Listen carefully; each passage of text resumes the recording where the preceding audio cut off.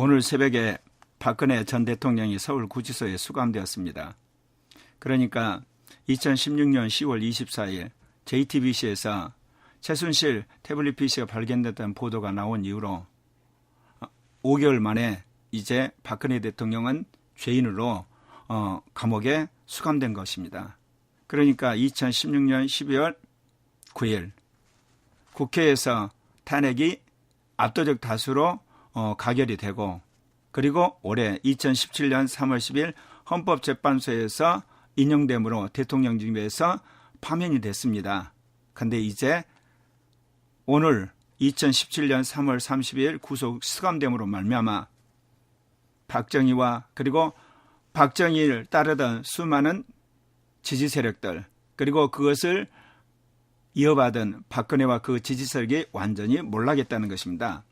이것은 지난 57년 동안 한국을 지배했던 군부 독재 체제와 그리고 보수 세력이 몰락한 것을 말하죠.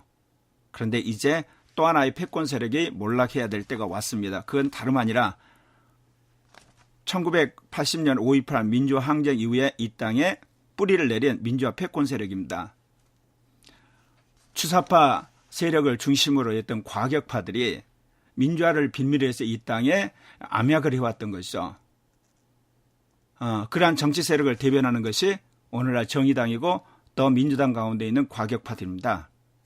그런데 문제는 그들뿐만 아니라 그 뒤에서 이 모든 것들을 조종하는 이 민주화 패권 세력이 있다는 것입니다. 그것은 우리가 무엇을 통해서 아느냐면 지난 몇 년 동안에 이 더민주당 행태를 보면 압니다.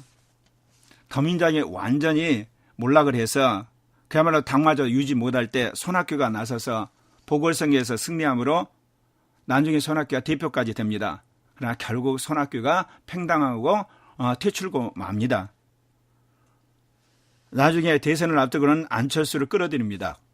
그러나 안철수도 마지막 더민주당이 대표까지 했지만 팽당하고 맙니다. 이번 총선에서는 김정일을 비상대책위원장으로 선임을 해서 총선에서 압도적 다수가 됐습니다. 그러고 나서 어땠습니까? 이번에 또 팽당했습니다.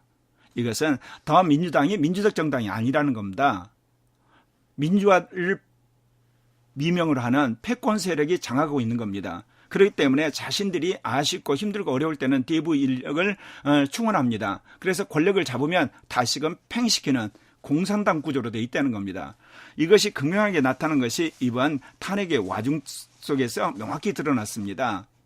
박근혜 대통령이 야당 총리 추천을 받으라고 할 때 박지원이가 선 총리 후 탄핵이라고 하는 그런 제안을 했습니다. 그런데 민주당에서 이것을 거부를 했습니다. 뭐라고 이야기를 했냐? 선 총리 후 탄핵이란 것은 탄핵을 밀치기 위한, 그리고 그것을 한마디로 방지하기 위한 하나의 술수다. 사실은 왜 거부를 했겠습니까?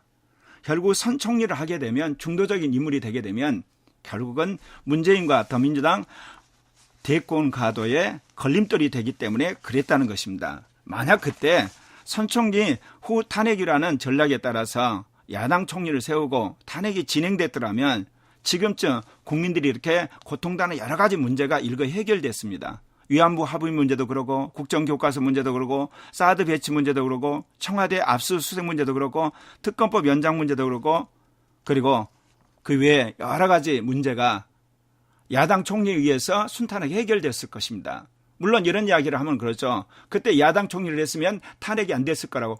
과연 그렇다고 생각합니까? 언론이 다 까발리고 있는데 국회가 손 놓고 있을 거라고 생각합니까? 이게 바로 민주화 패권세를 가지고 있는 궤변입니다.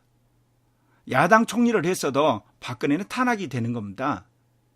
그렇다면 5개월 동안 고통당하는 수많은 국민들, 특별히 사드 문제로 국정교과서, 위안부 문제, 그리고 여러 가지 수사 문제 가운데 고통받았던 국민들이 그렇게 고통받지 않고도 박근혜를 탄핵시키고, 그리고 또한 구치소에 보낼 수 있었는데 그러한 기회를 결국은 상실했다는 것입니다. 이게 바로 제가 말하는 민주화 패권 세력이 이 사회를 한편에서는 민주화를 위해서 투쟁하는 면도 있지만 또 한편에서는 자기 권력을 위해서 무자비하게 반대 세력을 반대하고 숙청하는 겁니다. 실제로 박지원이가 12월 2일 날 탄핵 의결하지 말고 12월 9일 날 어떻게든지 새누리당 안에서 탄핵에 찬성한 늘 국회의원들 설득해서 하자고 할 때 어땠습니까? 박지원이를 완전히 매도했습니다. 왜냐하면 탄핵 거부한 자로. 과연 그랬습니까? 이게 바로 민주화 패권 세력이 가지고 있는 아주 악한 모습입니다. 그런데 이들이 숨어서 이 한국 사회를 그렇게 몰아간다는 겁니다. 그 상징이 더민주당입니다. 그런 의미에서 저는 이번 대선에서 더민주당이 망해야 된다는 겁니다. 권력을 가져서는 안 된다는 겁니다. 그래서 이제는 두 개 패권 세력이 망하는, 박근혜를 위시한 보수적인 패권 세력도 망해야 되지만 더민주로 상징되는 이 민주화 패권 세력도 동시에 망해야만 한국이 이제 좌우를 아우르는 새로운 나라로 거듭나게 된다는 거죠.